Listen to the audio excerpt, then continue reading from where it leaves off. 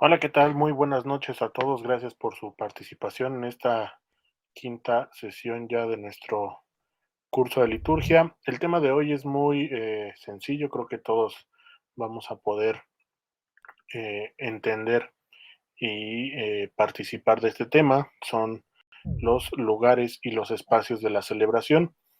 Eh, Les doy la bienvenida a todos aquellos que también nos ven por YouTube. Y bueno, la invitación es siempre a que si tienen alguna duda, algún comentario, pues la puedan dejar en los comentarios aquí abajo. Y para los que están en la sesión en vivo, pues aquí en el chat podemos ir resolviendo sus preguntas. Les comparto la pantalla y por favor me avisan si la logran visualizar. Ok, me dicen que sí se ve correctamente. Bueno, eh, esta es el tema de hoy, lugares y espacios de la celebración. Y bueno, como cada sesión llevo temas pendientes, pues estos son los temas que me dejaron pendientes la semana pasada.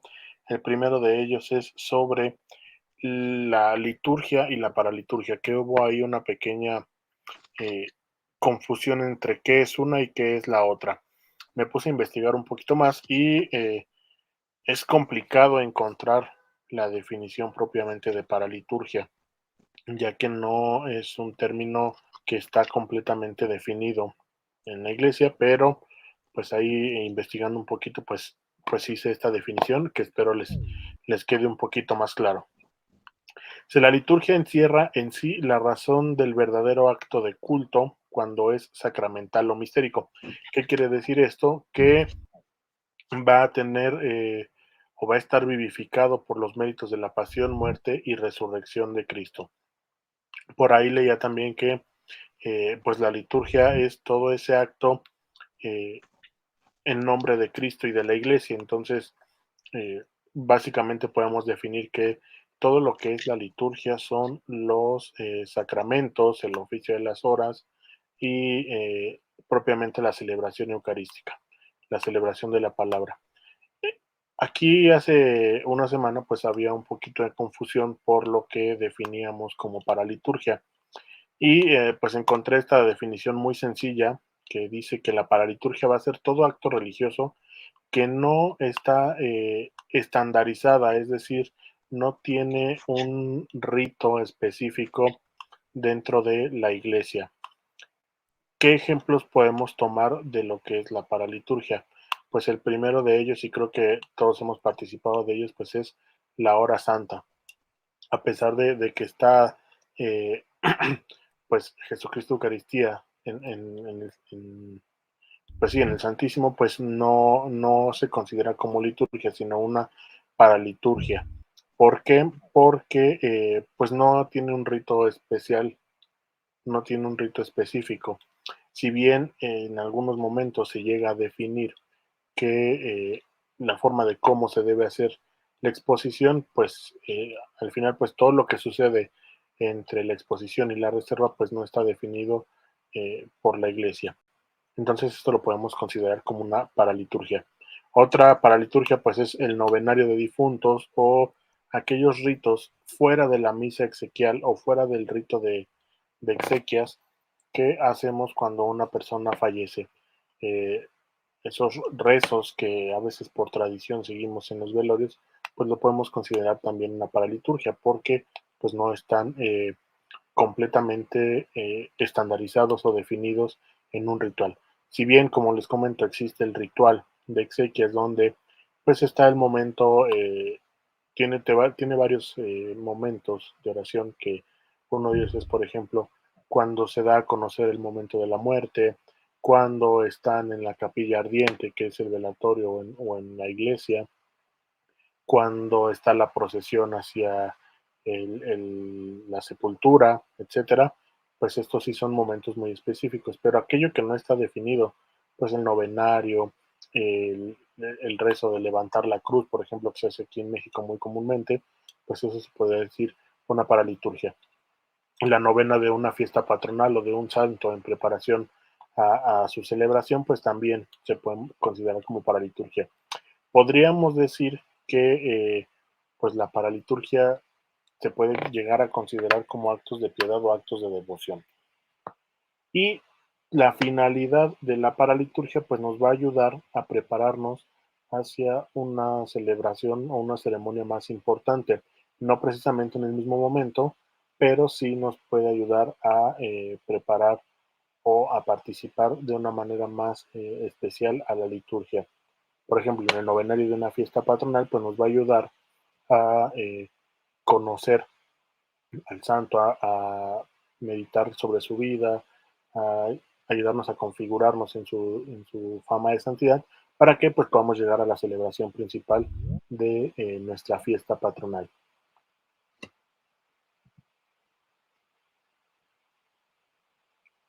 Y la otra pregunta era sobre cuándo se puede celebrar una misa exequial y cuándo no.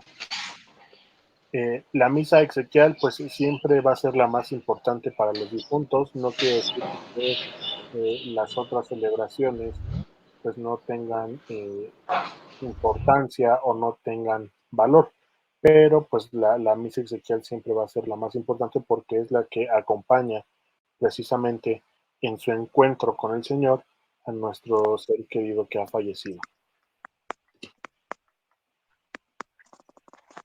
Entonces, eh, pues los días que no se pueden celebrar la misa exequial, pues en general se puede celebrar todos los días del año, pero sí hay algunos momentos en los que se nos marcan como, digamos, no permitidas. ¿Qué quiere decir esto? Que pues sí se puede celebrar la misa en sufragio de un difunto, pero la eucología, es decir, las oraciones y las lecturas siempre van a ser de la solemnidad. ¿Y qué días son estos que están prohibidos utilizar el formulario propio de las exequias? Pues todas aquellas que están en la tabla de días litúrgicos en el número 1.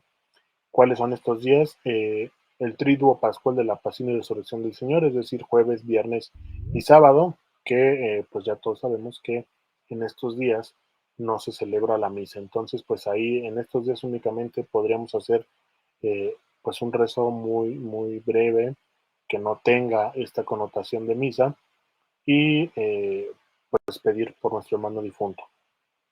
La Navidad, la Epifanía, la Ascensión y Pentecostés tampoco se pueden celebrar las misas exequiales, tienen que ser las lecturas y las oraciones del día que estamos celebrando, tampoco en los domingos de Adviento, de Cuaresma y de Pascua, el miércoles de ceniza, la Semana Santa tampoco, de lunes a jueves, ni los días de la octava de Pascua. Las otras ocasiones en que no se pueden celebrar las misas exequiales es en todas las solemnidades del Señor, de la Virgen María y de los santos incluidos en el calendario general.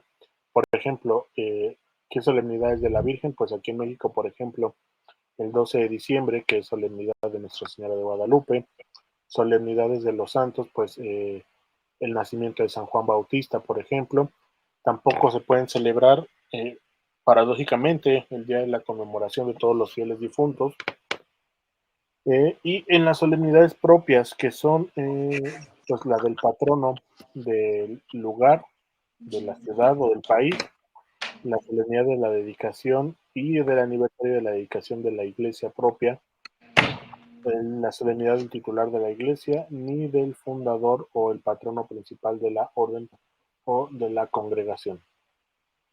No sé si está por aquí la persona que tuvo esta duda la semana pasada.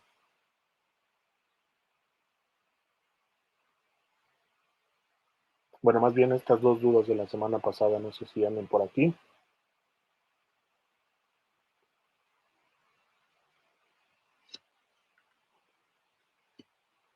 Y bueno, si andan por aquí, pues aquí en los comentarios que nos dejan si les parece claro o si tienen alguna otra duda. Muy bien, ahora sí ya pasamos propiamente al tema del día de hoy, que son los templos para el culto. En esta ocasión vamos a ver lo que, o más bien, la forma en que se clasifican las iglesias.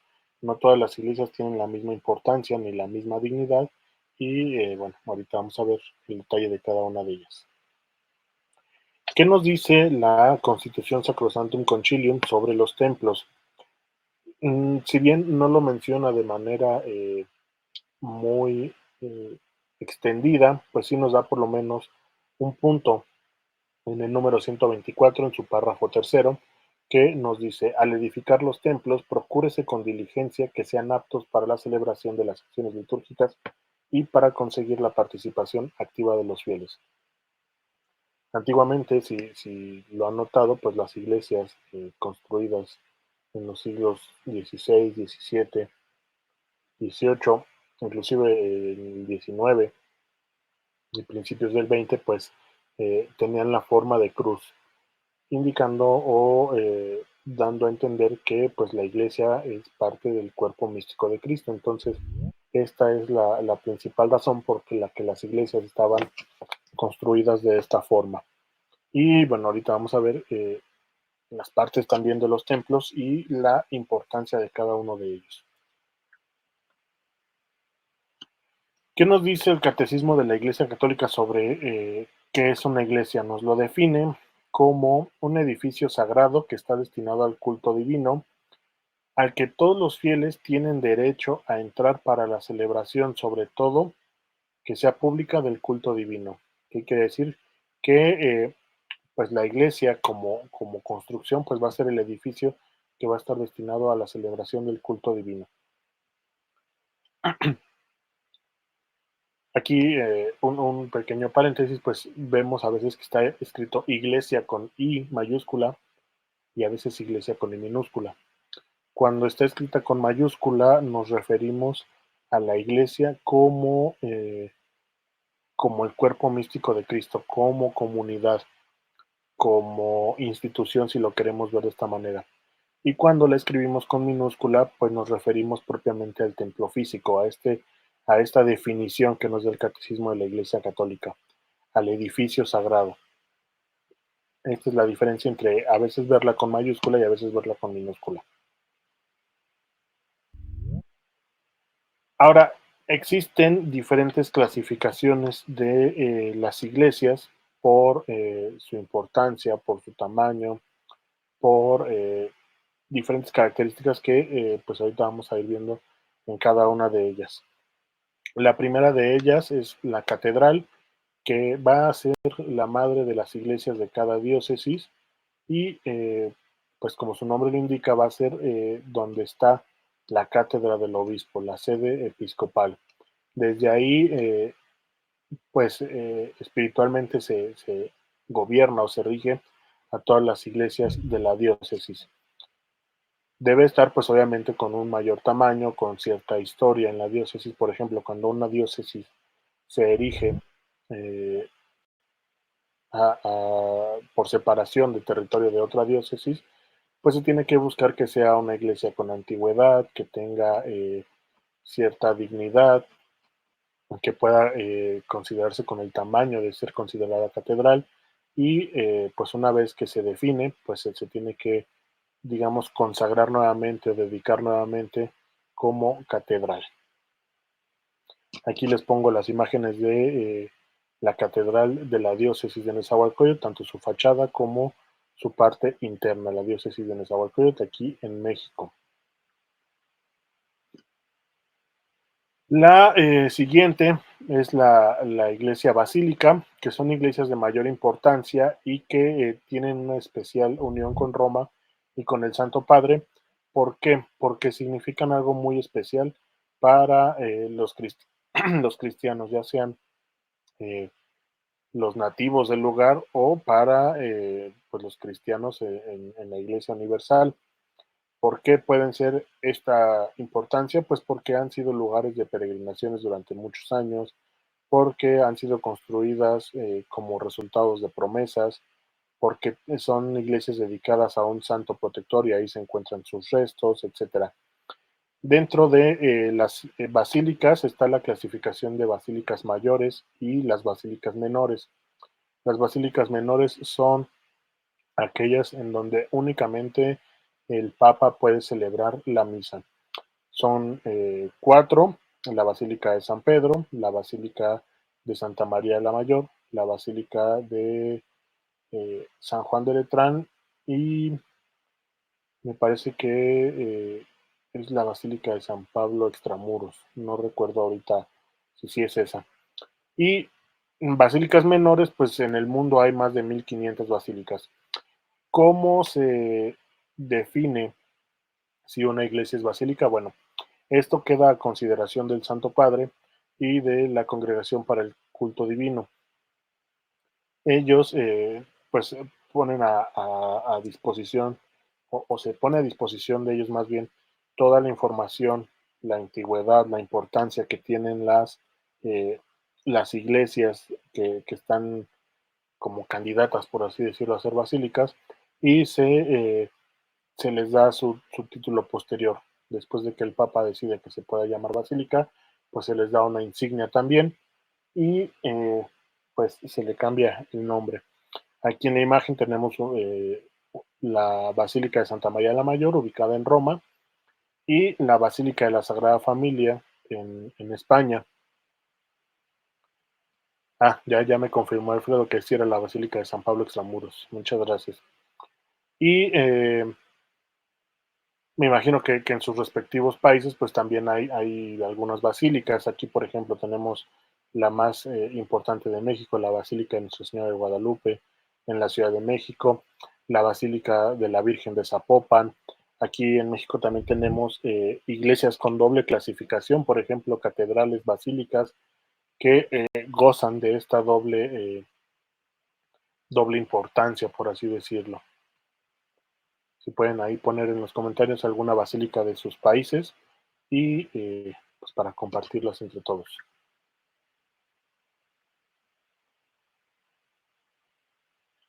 Las siguientes clasificaciones son parroquia, que pues es la más común. Es la iglesia que está destinada al servicio de los fieles de un vecindario, de una colonia, de una comunidad y bueno, va a ser administrada por un párroco. Las parroquias van a tener también pues su división territorial, van a tener su administración, su organización y van a ser siempre administradas por un párroco. Aquí el Código de Derecho Canónico nos menciona que solo los sacerdotes, los presbíteros pueden ser párrocos.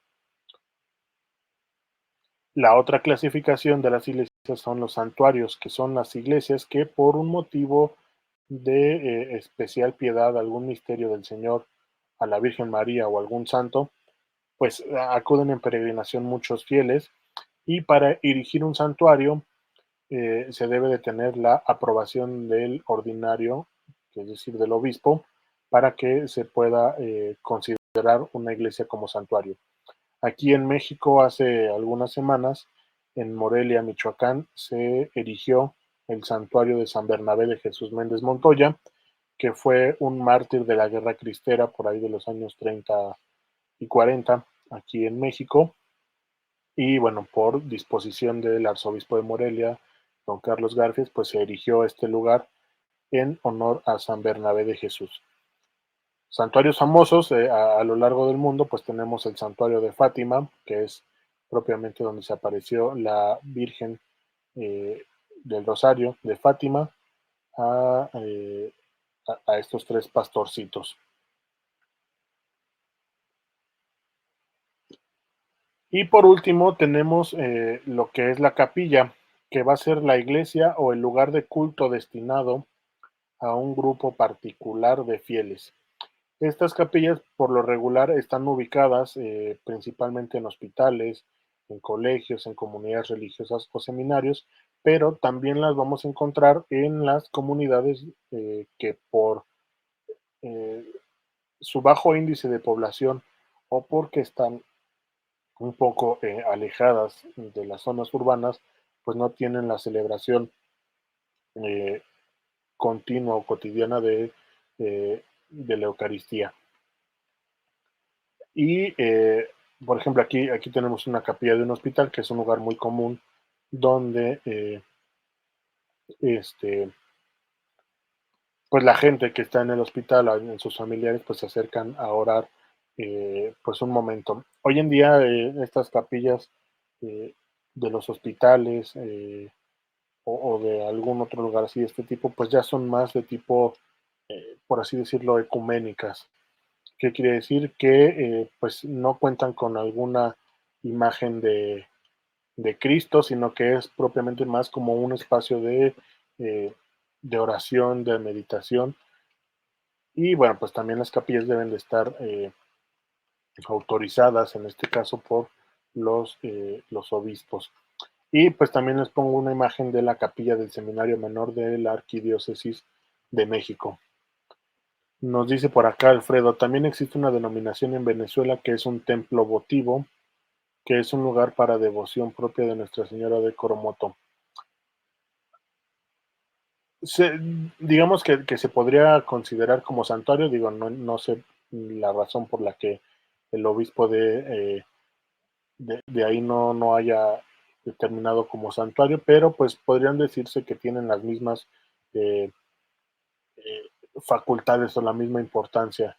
Un templo votivo. Aquí, por ejemplo, tenemos también lo que son los templos expiatorios, que son aquellos en donde el Santísimo está expuesto pues prácticamente todo el día y únicamente se reserva para la celebración de la misa.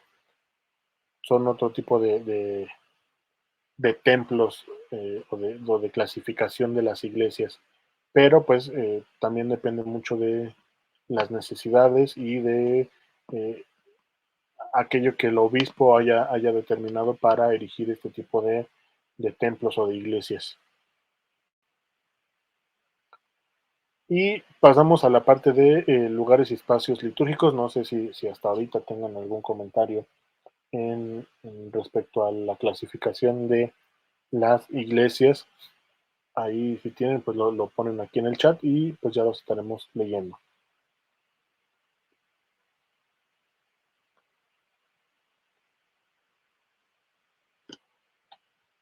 El primer lugar de pues las iglesias es el atrio, que va a ser pues la entrada, el espacio por el que se accede al templo. A veces puede ser que esté a un costado, que puede estar al frente o alrededor propiamente de la iglesia.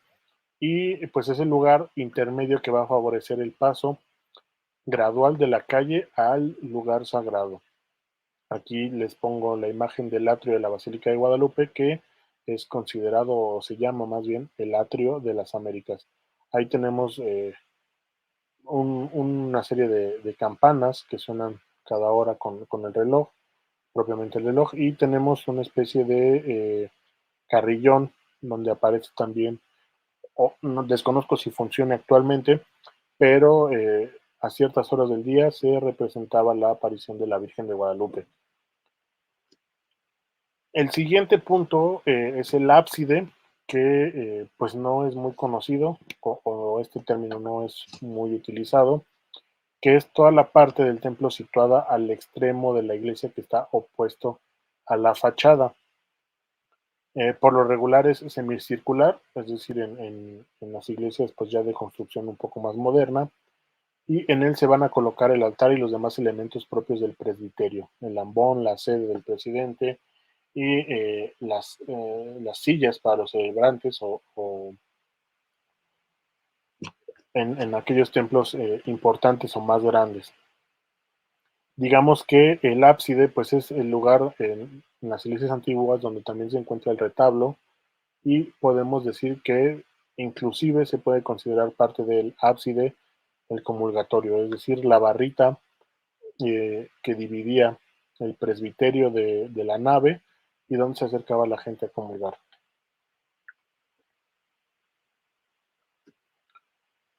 El siguiente es la cripta, que es una estancia subterránea que tienen algunas iglesias, sobre todo algunas catedrales, eh, pues ya con cierta antigüedad.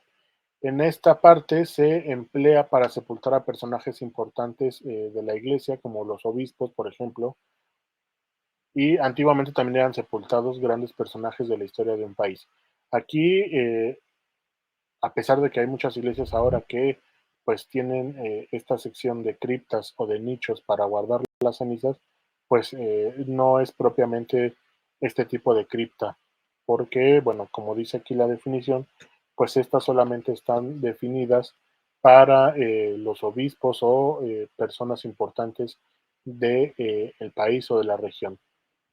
Aquí en la imagen, pues es la vista de las criptas de los arzobispos en la Catedral de la Ciudad de México, donde pues ahí está el espacio de todos los arzobispos y obispos que han pasado por la diócesis y la arquidiócesis de México.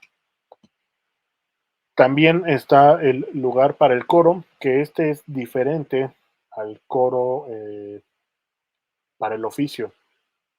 Este es el lugar en el que se va a situar el grupo de cantantes que van a animar la celebración eucarística o las celebraciones litúrgicas. Por eso se pide que no estén alejados propiamente de la asamblea. Hay algunos lugares donde los envían al segundo piso o arriba de la entrada en algunas iglesias antiguas o en algún lugar más apartado. Lo importante es que se encuentren en un lugar donde pues puedan ser vistos y puedan ser escuchados de manera correcta por toda la asamblea.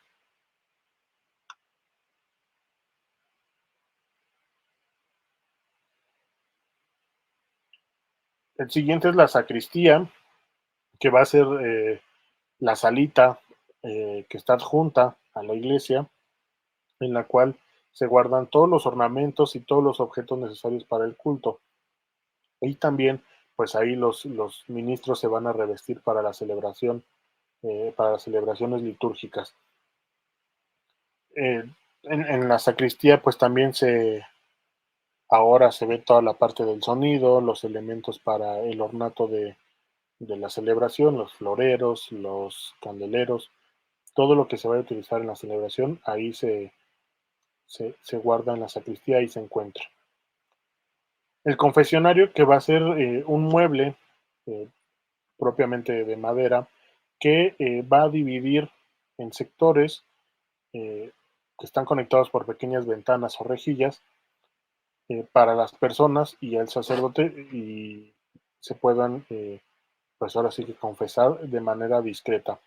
Actualmente en algunas iglesias, pues el confesionario pues puede ser como una especie de oficina donde pues quizá haya más comodidad entre el confesor y el penitente, estén sentados pues de manera más cómoda, pero lo que sí nos pide la iglesia es que si el penitente desea, digamos, ese anonimato, pues debe de proporcionársele el espacio requerido para hacerlo, es decir, el confesionario tradicional con las cortinillas o las rejillas para que se guarde ese anonimato de la confesión. El Via Crucis, que son las 14 o las 15 cruces de madera con imágenes y que están regularmente distribuidas a lo largo de la iglesia. El Via Crucis pues obviamente va a representar todas las estaciones del Camino de la Cruz o de la Pasión del Señor y también nos van a ayudar a meditar la Vía Dolorosa. Estas a veces, pues dependiendo del ornato de la iglesia, pues pueden ser únicamente las cruces con el número de la estación o como lo vemos aquí en la imagen, pues pueden ser la representación pictórica de la estación. Aquí les puse la novena estación que se encuentra en la Catedral de Medellín en Colombia. La siguiente parte es la nave, que es toda la parte donde se va a constituir la asamblea en las celebraciones, que pues está conformada por la zona donde están las bancas y los pasillos en caso de que hubieran en la iglesia. El siguiente es la pila bautismal, que va a contener,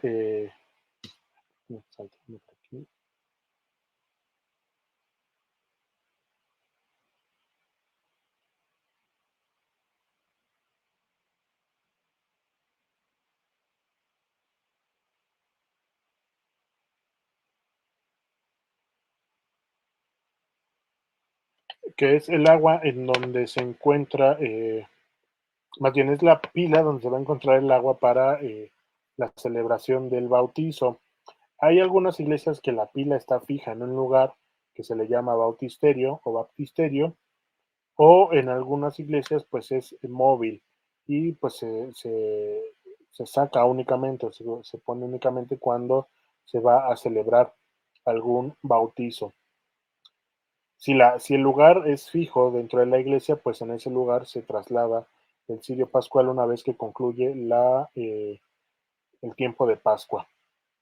Y también aquí, antes de pasar al cirio pascual, hay algunos puntos, se me borró por ahí la presentación, yo creo, donde en la entrada de las iglesias hay unos pequeños recipientes, ya sea justo en medio o en los laterales de las iglesias, unos recipientes pues más pequeños donde también ponen agua bendita, para que al entrar o salir del templo pues nos podamos hacer la señal de la cruz en nuestra frente o en nuestra cabeza con el agua bendita.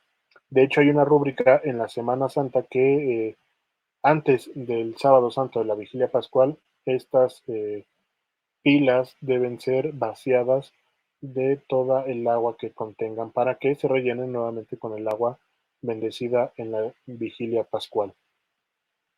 Otro, pues propiamente no un lugar, pero sí es un elemento importante de las iglesias, pues es el cirio pascual, que como todos sabemos, pues lo encendemos en la vigilia pascual, en esa noche de resurrección. Y se va a mantener encendido pues todo el tiempo de Pascua. El cirio debe de estar hecho de cera de abeja y pues nos recuerda obviamente a Cristo como luz del mundo. Fuera del tiempo de Pascua, como les decía hace unos momentos, pues se traslada al bautisterio. Si no hay bautisterio, se reserva en la sacristía y cuando haya celebración de bautizos y exequias, se enciende nuevamente. En el caso de las exequias, pues se coloca junto al féretro, al ataúd. Y propiamente, pues en la liturgia de las exequias tiene su momento y su, digamos, munición para encenderlo. El otro momento, más bien el otro lugar es el presbiterio, que anteriormente indicaba el consejo del obispo con los presbíteros. Y en la actualidad es designado como la parte de la iglesia que rodea el altar mayor y llega hasta las gradas por las cuales se sube a él. Y como les decía hace un momento, algunas veces está separado de la nave con una barandilla o comulgatorio. En el presbiterio pues vamos a encontrar el altar, la sede, la credencia, el ambón y pues en el caso de las catedrales, la cátedra del obispo. El altar que se encuentra en el presbiterio y va a ser uno de los elementos pues centrales de la iglesia. Es el más importante y de los significativos en la liturgia. Es el símbolo de Cristo como piedra angular y también simboliza la piedra del sacrificio, pero lo más importante es que nos va a recordar o simbolizar la mesa del Señor, en la que más que inmolarse la víctima se hace presente. Y como representación de Cristo como piedra angular, pues es besado tanto al inicio como al término de la celebración. La recomendación en estos casos o para el altar es de que sea de piedra y que no se mueva en ningún, que no sea de algún material móvil. Digo, si por alguna razón no se puede hacer de piedra, pues que sea de un material lo más decoroso posible y pues que se trate de que no se mueva para que pueda ser consagrado eh, eh, adecuadamente. En el caso de los altares que son móviles, pues únicamente se bendicen, pero si es un altar de piedra o que ya no se va a mover en ningún momento, pues se consagra con el Santo Crisma. Los otros dos lugares son la sede y la cátedra, que prácticamente es lo mismo, nada más que, bueno, la sede es para cualquier celebrante en cualquier iglesia, eh, inclusive para el diácono, y tiene que estar pues de frente a la asamblea para que se vea ese símbolo de autoridad del celebrante. Y pues también lo recomendable es que no se mueva de su lugar para evitar estas confusiones de que pues a veces sí está y a veces no está. Y la cátedra pues es propiamente la sede del obispo en su catedral.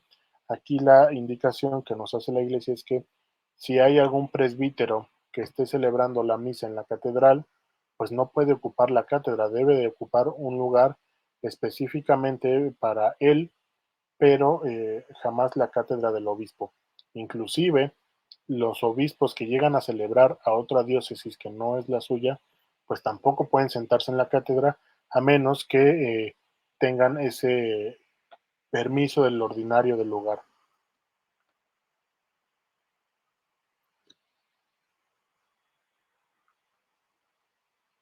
Ya casi terminamos. El otro es el ambón, que es el lugar destinado a la proclamación de la palabra de Dios. Y aquí la diferencia con el atril es que el ambón tampoco debería de ser móvil y pues está mayormente enriquecido en sus detalles. Y pues obviamente también debería de quedar fijo para que pues se vea la importancia de la celebración de la palabra. El ambón es el altar de la palabra de Dios. Y el atril, pues es para el monitor, por ejemplo, o aquel que usa el sacerdote cuando no tiene a alguien que le sostenga el misal romano, puede ponerse un atril delante de él y esos sí son móviles y se pueden estar quitando porque propiamente su función no es el de ser el altar de la palabra de Dios. Otro de los puntos más importantes de la iglesia, pues es propiamente el sagrario, que es donde se va a reservar al Santísimo en las iglesias. Eh, en algunos lugares se puede encontrar el sagrario como una capilla aparte, pero pues siempre debe de existir un lugar donde se reserve la Eucaristía. Recuerden que cuando llegamos a las iglesias y vemos el sagrario debemos de hacer una genuflexión, que es tocar con el piso la rodilla derecha y hacer una pequeña inclinación de cabeza.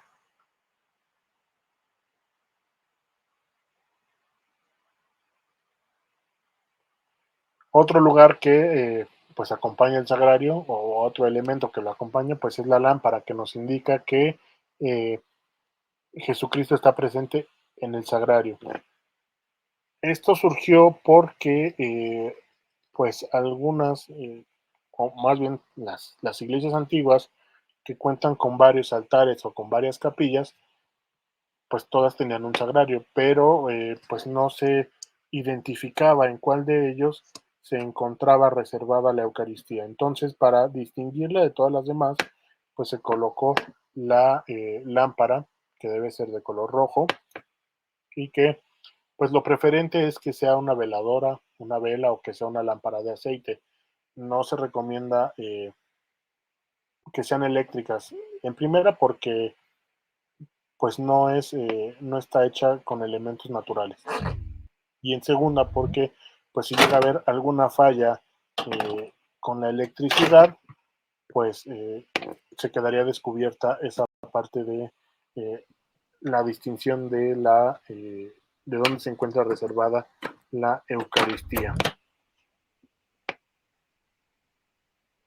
Y por último, la credencia, que va a ser aquella mesita lateral eh, que se encuentra en el presbiterio donde se van a colocar todos los objetos para la celebración. Ahí ponemos el cáliz antes del ofertorio, ponemos el lavabo, ponemos las vinajeras, la campanilla, el copón antes de que sea consagrado y pues ahí vamos moviendo y quitando todos los objetos que utilizamos para la misa.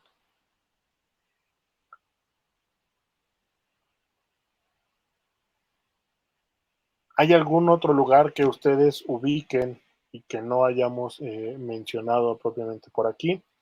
Me gustaría leerlos en los comentarios para ver si todos estamos de acuerdo, si todos lo conocemos.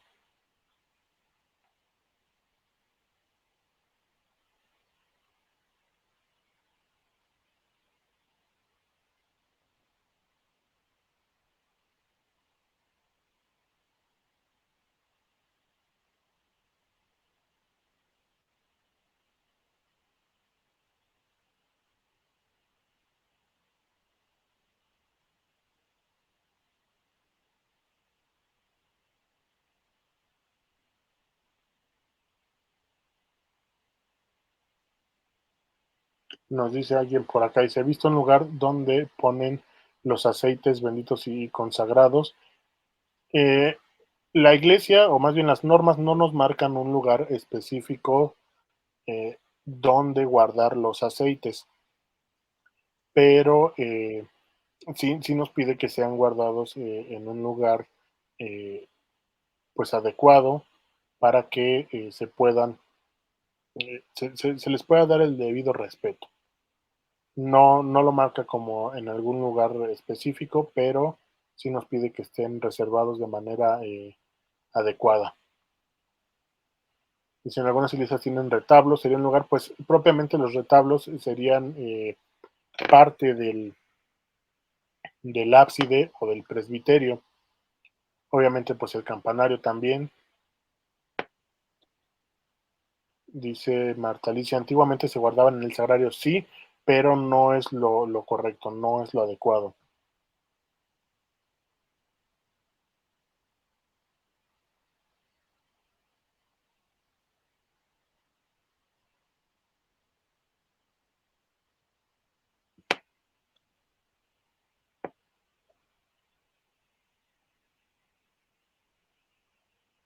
El púlpito, sí es cierto. En las iglesias antiguas se tenía un lugar en alto para la predicación. Sí, este lugar se conoce como púlpito, que es como que está justo arriba de la nave, que a los sacerdotes subían mediante unas escaleras para que pues pudieran predicar desde ahí. Estos tenían la función de que el sacerdote pudiera ser visto y pudiera ser escuchado por toda la asamblea, dado que pues anteriormente no se tenían estos sistemas de micrófonos y altavoces que permitieran escuchar adecuadamente al sacerdote. Y además, pues tenemos en cuenta que la celebración de la misa antiguamente toda era en latín, inclusive las lecturas. Lo único que estaba permitido en lengua vernácula, pues era la homilía. Es por eso que era como importante o se le daba una cierta importancia de que fuera escuchada por todas las personas.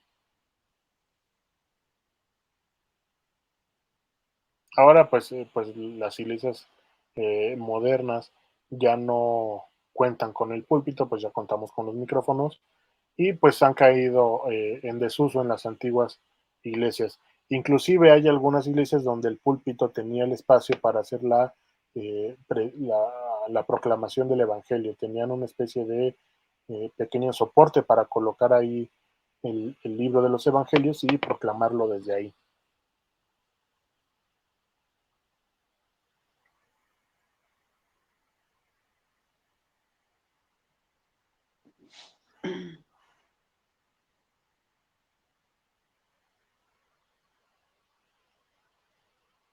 Pero bueno, creo que han sido todos los lugares. Y bueno, no sé si tengan alguna duda, algún otro comentario, algo que quisieran que eh, ahondáramos, entráramos un poquito más de detalle.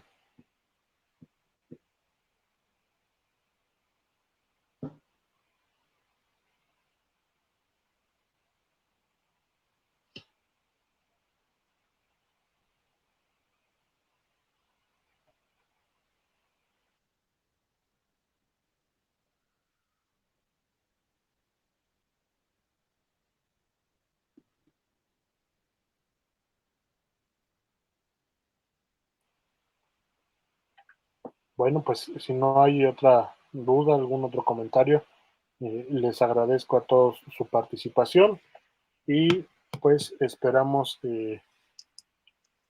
su participación la siguiente semana. Nos dice Alfredo, cada uno de estos lugares, ¿quién nos bendice? En general, en el rito de consagración de las iglesias, tiene un momento para, eh, digamos, bendecir cada una de las partes de las iglesias.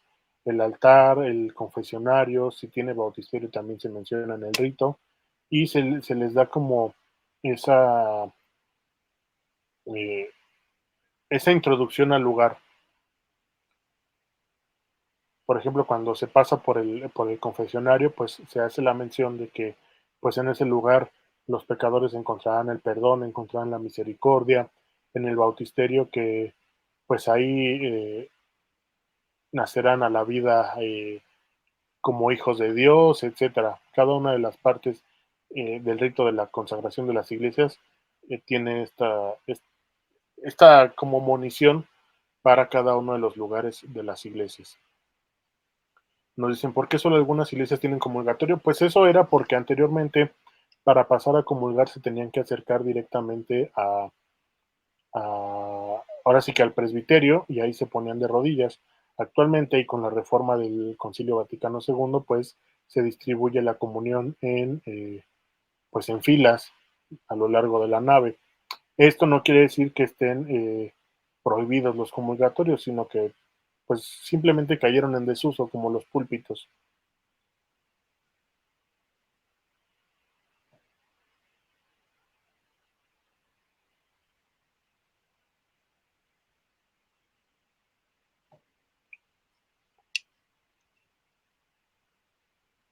¿Qué lugares cuando se bendicen se ungen? Eh, el altar, ese es uno de los que se ungen en caso, como les decía, de que fueran de piedra o que ya estén fijos. Y las iglesias, anteriormente, pues se decía que también tenían que tener 12 columnas para que fueran imagen de los 12 apóstoles, que son las columnas de la iglesia. Entonces, si son más de 12 columnas o si son menos de 12 columnas, pues solo se ungen unas cuantas en representación de que ese lugar queda consagrado para Dios. Solamente el altar y las paredes de la iglesia se ungen cuando se consagran. Todo lo demás únicamente se bendice con agua bendita.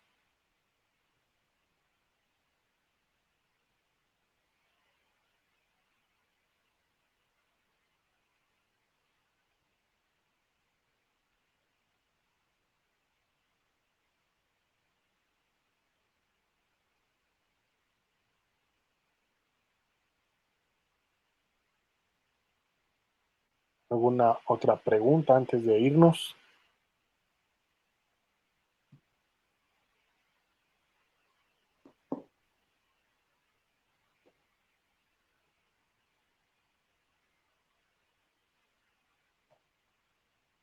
Todo bien, muchas gracias, muy bien. Pues si no hay algún otro detalle, nos estamos viendo la siguiente semana. Les agradezco su paciencia por estarme esperando. Como les comentaba la semana pasada, pues estoy iniciando otra carrera universitaria y pues a veces se me complicará hacerla en martes, a veces en jueves. Espero que no, pero habrá algunas semanas en las que pues desgraciadamente no podamos tener sesiones, pero pues el programa sigue y espero seguir contando con su participación todas las semanas. Y bueno, les recuerdo que si gustan verla posteriormente, se sube a YouTube y pues cualquier duda se pueden comunicar conmigo a mi WhatsApp. Les agradezco a todos nuevamente, que pasen todos muy buenas noches.